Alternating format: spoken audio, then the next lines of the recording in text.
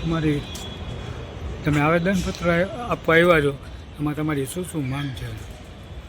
આજરોજ અમે Rajkot municipal commissioner શ્રીને વોર્ડ નંબર 16ની અંદર આવેલા જંગલેશ્વર વિસ્તારના ડિમોલેશન બાબતે સમગ્ર વિસ્તાર વતી જે 260/2 મુજબની જે નોટિસ ઇસ્યુ થઈ છે તે અંગે રૂબરૂ રજૂઆત કરવા માટે અમે અને અમારા તમામ વિસ્તારના આગેવાનો અને અસરકર્તાઓ ઇબ્રાહીમભાઈ સોરા, ઇમ્તિયાઝભાઈ જેસાણી, મકસૂદભાઈ ચાવડા, સુલેમાનભાઈ, જાહિદભાઈ ડાકોરા, બાકીના તમામ આગેવાનો જે છે એ આજરોજ મળવા માટે આવેલા, પણ સાહેબ કમિશનરશ્રી, ડેપ્યુટી કમિશનરશ્રી અથવા ટાઉન પ્લાનિંગ ઓફિસર કે કોઈ પણ અમને આજના રોજ મળી શકેલ નથી.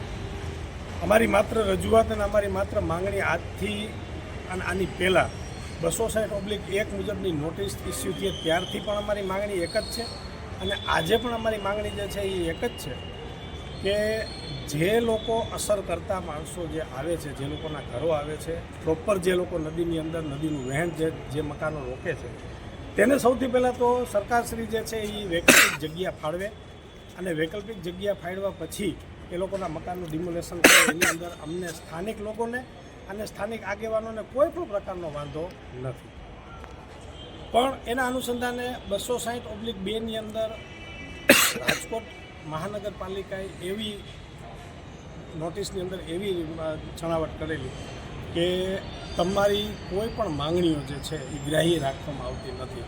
તો અમારો માત્ર ને માત્ર વિરોધ અને માત્ર જે અમારે કહેવાનું કે અમારો જે સંવૈધાનિક હક છે કે આજે તમે આશરા દેવા માટે થઈ અને કોર્પોરેશન, મહાનગરપાલિકા, પ્રધાનમંત્રી આવાસ યોજનાઓ ઘણા બધી સ્કીમો બહાર પાડવામાં આવે છે અને 2 ઘર લોકોને ઘર દેવા માટેના પ્રયત્નો થઈ રહ્યા છે.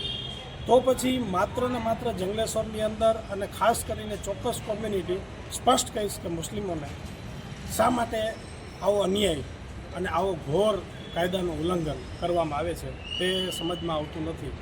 કયા કારણોસર, કયા હેતુથી અને કયા મકસદથી આ વસ્તુ કરવામાં આવે છે તે આજ દિવસ સુધી પાછલા અમે લગભગ મીનવાઇલ 1 વર્ષથી અમે આ પ્રકરણની અંદર અને આ મેટરની અંદર અમે ઇન્વોલ્વ છીએ, પણ નથી સ્પષ્ટ નથી થતું. પ્રશ્ન પૂછી છીએ કે તમે આજી રિવરફ્રન્ટનું ડિમોલેશન કરો છો તો ખ્યાલ નથી, આજી રિવરનું તમે રીડેવલપેશન માટેનું ડિમોલેશન કરો છો તો ગવર્મેન્ટને ખબર નથી. તો કરવા શું માંગો છો? મીનવાઇલ એક સ્પષ્ટતા તો કરો. હજારો લાખો માણસોના પોતાના આશરાનો સવાલ છે, એમના રહેણાંકનો સવાલ છે, એમના મરણ મૂડીનો સવાલ છે. એ લોકોના તમામ જે કંઈ કહો, જિંદગીની જે મરણ મૂડી કહો, એ લોકોનો આશરો કહો, એ લોકોની જિંદગી કહો કે જિંદગીને મોતનો કહો, જે સવાલ કહો એ સવાલ ઉપર આજે પ્રશ્નાર્થ લાગી અને ઊભો છે.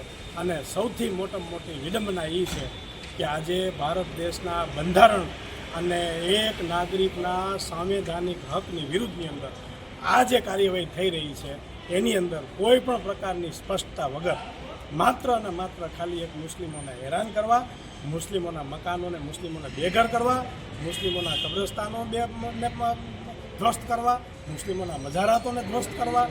શું મળી રહ્યું છે ગવર્મેન્ટને, સરકારને સમજાતું નથી. શું આની અંદર એ લોકોને સંતોષ મળે છે કંઈ સમજાતું નથી. પણ હંમેશા એક વસ્તુ છે કે દરેક માણસની આતેડી અને દરેક ગરીબ માણસોના આશરાનો, દરેક માણસની બદદુઆ ક્યારેય અફળ જાતી નથી. એ લાગે છે. એટલે મારી અને અમારા સમગ્ર વિસ્તાર વતીની માત્ર ને એટલી માંગણી છે કે વૈકલ્પિક જગ્યા આપો અને ત્યાર પછી ડિમોલેશન કરો. અને જે નદીમાં નથી આવતા, જે લોકોને આજી રિવરફ્રન્ટથી કંઈ લેવા દેવા નથી, આજી નદીથી કંઈ લેવા દેવા નથી, એ લોકોને રેગ્યુલાઇઝ કરો અને એ લોકોને બાકાયદા તમારી જે ફી થતી હોય, ઇમ્પેક્ટ ફી ભરવા માટે અમે તૈયાર છીએ. ભરી અને અમને રેગ્યુલાઇઝ કરતી આજ મારી નમ્ર વિનંતી છે.